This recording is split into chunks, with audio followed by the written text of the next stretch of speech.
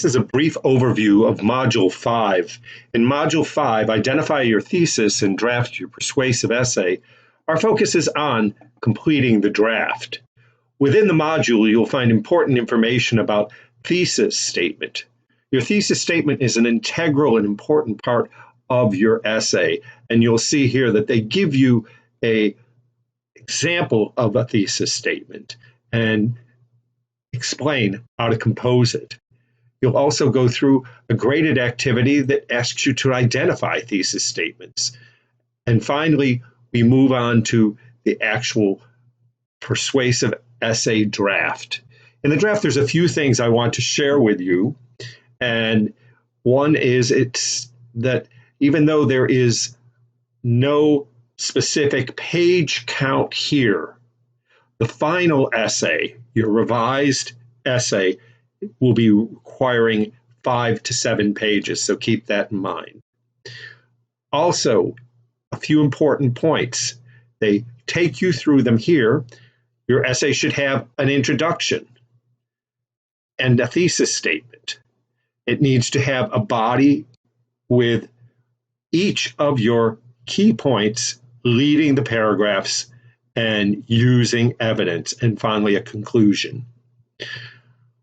If we look at the rubric, you'll see that you are scored based on your overview, a clear thesis statement, the body paragraphs. You see 10, 30, that's 40% of the grade for the draft is based on how well you compose your paragraphs. And that means they're focused. Each body paragraph should focus on one key point. That's the topic sentence that should begin at the first sentence of the paragraph. And they should combine thoughts and ideas with evidence. And that means that the body paragraph should contain your research for that key point and some reflection, ideas, and response to the research and the key point. And then be sure you have an opposing viewpoint and the conclusion, which reviews the claims and offers a little bit additional insight. And what do we mean by additional insight? In your conclusion, you should restate the key points, maybe call out one of the quotes or sources that you thought were, was most supportive of your argument, and then offer kind of a final look at the overall topic in your argument.